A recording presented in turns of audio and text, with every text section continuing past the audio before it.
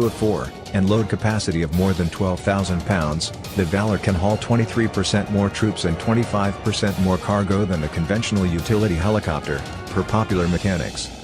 With its first flight, the versatile Valor takes a major step towards actual combat downrange.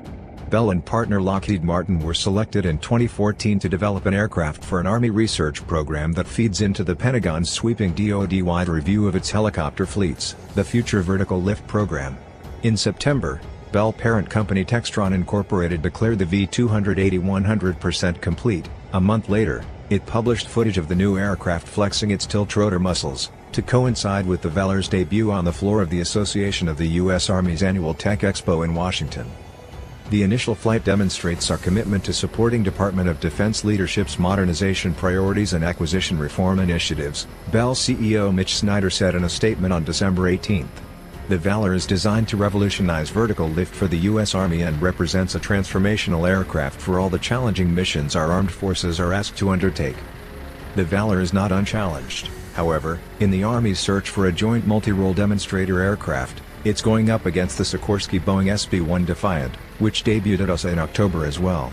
And both aircraft remain appealing options for an Army facing a worsening aviation mishap crisis. Army Safety Center data shows the branch experienced 155 total aviation mishaps since fiscal year 2014, the vast majority of which occurred in the last 2 years. A July 2017 DoD Inspector General audit of Black Hawk fleet evaluations found that the branch failed to evaluate nearly a quarter of its airframes due to lack of oversight.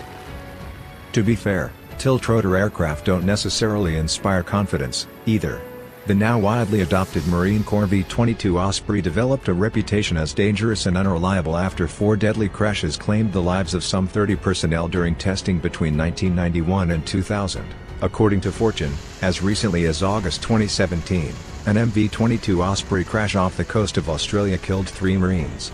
But the Osprey has also proven essential as a utility workhorse for a Corps that's been reckoning with its own increasing aviation mishap crisis across multiple airframes in recent years.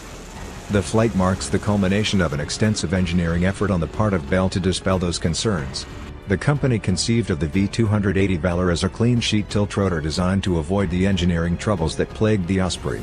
Apart from integrating new defensive countermeasures and system redundancies meant to improve the aircraft's durability and maneuverability during ground maneuvers, triple fly-by-wire, baby, yeah, this meant really taking the entire tilt-rotor concept back to the drawing board.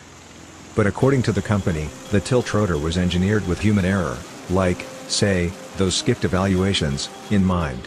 The cockpit of the Valor tilt-rotor prototype the company showcased on the floor of USA in October was surprisingly sparse, its ceiling lacks obtrusive, and potentially dangerous, toggles and switches to cut down on head trauma, and its wide, wraparound windows offer a clear view of the massive prop rotors on either side of the craft.